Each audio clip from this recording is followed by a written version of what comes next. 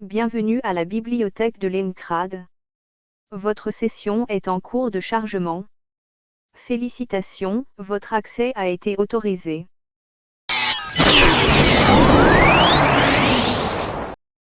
Après avoir présenté les différentes adaptations de Sword Art Online, ainsi que les éléments de son lore, nous ouvrons un nouveau dossier numérique, celui de Moi quand je me reconnais en slime.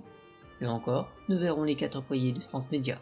Logiquement, nous commençons avec la base, le light novel, puis nous passerons au manga qui présente de nombreuses histoires alternatives. Nous poursuivrons avec l'adaptation animée pour finir avec les jeux vidéo. Le titre japonais est Tensen Shitara Slime Dataken qui signifie littéralement le cas de réincarnation en slime et que se retrouve abrégé Tensura. L'auteur est connu sous le surnom de Fuse. Au début, il écrit en parallèle de son travail dans le génie civil. Sur le site de publication, 小説家になろ le but visé n'est pas la publication, mais l'entraînement, même si l'envie de présenter son manuscrit au Grand Prix du roman d'Enkeki est présente. Pendant l'écriture, il a été grandement influencé par Overlord, qui a été populaire sur la même plateforme de publication. Quant à ses sources d'inspiration pour le slime, il ne provient pas des jeux Dragon Quest, mais des jeux de rôle sur table auxquels il jouait pendant qu'il était étudiant, tels que Sword Art RPG et Wizardry RPG. La publication sur le site a lieu entre le 20 février 2013 et le 14 juillet 2014, tandis que des histoires supplémentaires ont également été publiées entre le 28 août 2014 et le 1er janvier 2016. C'est en novembre 2013 que les discussions pour une publication en physique commencent, lors de sa candidature pour le Noracon, un concours organisé par le site de publication, et cela à la grande surprise de Fusée, qui écrivait pour s'entraîner. C'est ainsi avec la maison d'édition Micro Magazine qu'il signe. De nombreuses modifications ont lieu, après des échanges avec l'éditeur en charge. Ce faisant, la version light novel diffère sur de nombreux éléments du web novel. La publication commence le 30 mai 2014 avec des illustrations de Misva. Le light novel compte 19 plus 2, les tomes 8.5 et 13.5 ne sont pas des versions améliorées, mais des databooks. Il est annoncé que le light novel était entré dans son arc final. Mais de quoi parle Moi quand je me reconnais en slime? Satoru Mikami est un salariéman célibataire de 37 ans. Alors qu'il rencontre la fiancée de son cadet, il se fait poignarder pour les protéger.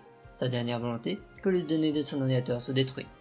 Au moment de sa mort, une voix répond à ses demandes, paramétrant ainsi son futur corps et ses compétences uniques. Il se réincarne alors en slime, l'un des monstres les plus faibles de ce monde, mais qui respecte toutes les conditions de Satoru. Ces deux compétences, prédateurs qui lui permettent d'en acquérir de nouvelles et de prendre les apparences des monstres qu'il absorbe, et grand sage qui lui révèle des informations sur son environnement, en font rapidement un monstre unique. Et finit par rencontrer le dragon des Organs, Vedra, mais ce dernier est cédé. Ils finissent par sympathiser et le pas si terrifiant dragon finit par le nommer Limul, et prennent ensemble le nom de Tempest. De fil en aiguille, il devient le chef de village des gobelins, puis d'une ville de monstres, avant de terminer en leader d'une nation. Ainsi, Limul commence par simplement protéger un village d'une horde de loups, d'un esprit devenu incontrôlable, puis d'une armée d'orques. Avant de passer au niveau suivant avec des conflits géopolitiques avec les nations voisines, dirigées par les hommes ou des rois démons, mais aussi de rentrer dans la cour des grands, chez les monstres eux-mêmes en devenant à son tour un roi démon, non pas pour conquérir ou être vénéré, mais pour protéger ceux de son peuple, quelles que soient leurs origines. Depuis le 15 septembre 2021, une version pour enfants des tomes est disponible au Japon. Un tome original correspond à 3 tomes pour la version enfant. De nombreuses images sont présentes dans le volume. Actuellement, 6 volumes sont parus, adaptant les 2 premiers volumes. L'édition française est détenue par Okurokawa dans la collection Kuropop. Le premier tome est paru le 13 juin 2013, actuellement 4 tomes sont parus. Mais en raison de ventes insuffisantes, le rythme de parution sera de 1 tome par an à partir de 2022. La partie sur les light novels étant terminée, passons au second pilier, le manga. Comme annoncé précédemment, ce média est celui dont le code est le plus diversifié. Il y a bien sûr l'adaptation du light novel, des spin-offs qui se passent dans la même timeline, et d'autres qui sont totalement indépendants. Le light novel est adapté par Taiki Kawakami. Le premier volume est paru en octobre 2015 chez Kodansha. Actuellement, 18 tomes sont parus, série toujours en cours. Information complémentaire. L'adaptation en manga n'a pas le même temps que le light novel, qui se veut plus léger. 3 mangas se trouvent dans la même chronologie que le light novel, et de ce fait son adaptation en manga. Le premier spin-off manga de la licence est 転生したらスライムだった件。魔物の国の歩き法。 nommé en France sous le sous-titre Comment vivre chez les monstres. L'histoire est rédigée par Sho Okagiri. Le premier tome est paru le 7 avril 2017. Actuellement, 8 tomes sont parus, série toujours en cours. L'histoire prend place entre les tomes 9 et 10 du light novel. Nous suivons l'histoire à travers le personnage de Flamae, une jeune femme appartenant au clan des hommes lapins. Limul lui confie alors pour mission de créer un guide touristique pour un événement qui va prochainement se produire. Le second manga appartenant à la chronologie du light novel est 転スラ日記転生したらスライムだった件。 nommé aussi Standia Ways. C'est un fort coma, un manga en 4 cases qui présente des deux moments de vie de Limune et de ses compagnons. Chronologiquement, l'histoire commence à partir du tome 3 du light novel et s'intercale ensuite entre les moments encodés. Actuellement, 5 tomes sont parus, le premier date du 28 septembre 2018, série toujours en cours.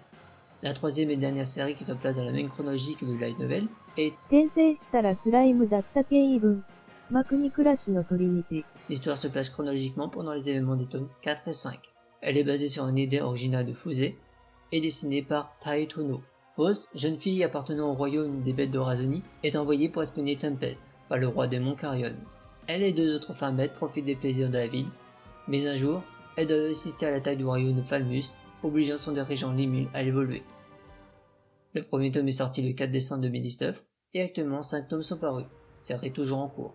Il existe 3 séries qui prennent le concept de base de Moi quand je me racane en style et qui sont totalement indépendantes de l'histoire des light novels. La première est dessinée par Shizuku Akeshi, 転生しても社畜だった件。 nommée en anglais That time I got reincarnated, again, as a workaholic slime. Lemmy se retrouve à travailler à nouveau dans une entreprise, mais avec son corps de slime. Tous les autres personnages de la série sont présents. L'histoire est conclue en 2 tomes, le premier est paru le 9 juillet 2019. La seconde série, composée d'un tome unique, sorti le 9 juillet 2019, se nomme 転生したら島工作だった件。 en anglais Last Time I Got Reincarnated as Kosakushima. C'est un crossover avec la licence Kosakushima de Kenshi Hirokane, coécrit avec Fusée et dessiné par Taiki Kawakami. Satoru Mikami, alias Limune, se réincarne en Kosamushima, homme de 37 ans vivant en 1984. Il se retrouve à nouveau dans la vie d'entreprise. Le dernier spin-off indépendant paru est 天チュラ。転生したらスライムだった件。 sobrement appelé Tenshura. C'est un manga à 4 cases dessiné par Chacha. Le premier tome est paru le 27 mars 2020 et comporte 3 tomes actuellement. L'histoire reprend après la rencontre avec Shizue et son décès lui permettant de prendre forme humaine. Mais Limune obtient le corps d'un enfant de 3 ans, si bien que tout le monde ne peut s'empêcher de le chouchouter. 2 séries mangas sont actuellement parues chez Kurokawa, l'adaptation du light novel et son premier spin-off, Comment vivre chez les monstres. L'apparition de la série principale a commencé le 9 novembre 2017. 16 plus 1 sont disponibles. Pour le spin-off, le premier tome est paru le 10 juin 2020, 3 tomes sont parus. Attention, ce qui est raconté dans ce spin-off peut être des éléments qui n'ont pas encore eu lieu dans le manga. L'adaptation en animé est annoncée le 9 mars 2018 avec une bande enveloppante sur le deuxième tome de la nouvelle. Le studio en charge de l'animation est 8-Bit. La saison est composée de 24 épisodes qui sont diffusés entre le 2 octobre 2018 et le 26 mars 2019. Les épisodes 1 à 23 adaptent le tome 1 à 4 du light novel. L'épisode 24 est une histoire originale de Fusée qui raconte un rencontre entre Diablo et Shizue. Le 17 mars 2020 est annoncée la production d'une saison 2 composée de 24 épisodes diffusés en 2 cours. Durant le même mois, une autre série est annoncée adaptant le manga Standia Ways. La diffusion du cours 1 devait avoir lieu en octobre et décembre 2020, le cours 2 entre avril et juin 2021, tandis que le spin-off devait s'intercaler entre les 2 cours. Mais en raison d'un paramètre mondial, une variable déjà connue, la diffusion est décalée. Ainsi, la diffusion de la saison 2 et du spin-off se fait entre le 12 janvier et le 21 septembre 2021. Les tomes du light novel concernés sont essentiellement les tomes 5 et 6. Avant cela, le 5 juillet 2021, un épisode récapitulant la première saison a été diffusé. Fait complémentaire, la base pour l'adaptation créditée est le manga, et non le light novel. 6 OAD ont été produits. Le premier sont des histoires courtes racontées du point de vue de Veldra, toujours enfermé dans les mules. Il est sorti avec le light novel, Erreur détectée, avec le manga. Les 2 suivants sont sortis avec les tomes 12 et 13 du light novel, Erreur détectée, du manga. Ce sont des histoires indépendantes. Les 3 derniers OAD prennent place à la fin de la saison 1. Une compétition a lieu entre les différentes classes, sous la direction d'un professeur différent. L'histoire est diffusée et sont sortis avec les light Erreur détectée, avec le manga, respectivement les tomes 14, 15 et 16. C'est à la fin de la saison 2, le 21 septembre 2021, que la production d'un film est annoncée. La date de sortie est prévue pour automne 2022. Pas d'informations complémentaires. La licence possède 2 jeux sur mobile. Le premier se nomme 転生したらスライムだった件。魔国連邦創世記。 disponible à partir du 30 octobre 2018. L'histoire reprend celle du light novel. Les graphismes des personnages sont dans un style chibi. Dans le village, des bâtiments sont disponibles, ainsi que des personnages. De nouveaux bâtiments peuvent être construits et améliorés. Les joueurs peuvent choisir 5 personnages et doivent alors survivre à des vagues de monstres. Les personnages peuvent être améliorés grâce aux récompenses obtenues, ou deux peuvent être achetés. Le deuxième est 転生したらスライムだった剣。魔王と竜の剣国炭。 connu sous le nom Isekai Memories. C'est un RPG de combat en 3D disponible depuis le 27 octobre 2021. L'histoire principale est celle de l'animé, mais propose une campagne sur un scénario original, sur la supervision de Fusée. Ainsi, dans le scénario, l'action se passe dans un monde miroir, où Limul rencontre des versions alternatives de ses compagnons avec des pouvoirs différents. Cela est dû à la compétence de la sorcière du miroir, Isis. Mais une alliée inattendue se présente, un autre slime de couleur rose, Shinsha, qui se présente comme la fille de Limul. Ces deux personnages ont été dessinés par Misva, l'illustrateur du manga, Erreur détectée, du light novel. Le jeu permet aussi de créer sa propre version de la ville de Tempest, ainsi que d'interagir avec des personnages connus. Ainsi, moi, quand je me raconte en slime, est présent sur tous les médias. Maintenant que ce fichier a été initialisé, les fichiers vidéo traités dans son enveloppe apparaîtront dans le temps. Des questions, des corrections, des compléments, l'espace commentaire est ouvert dans le respect de tous. Pour suivre des prochaines sorties vidéo, abonnez-vous. En effet, l'apparition est soumise à une variable interne qui m'est propre.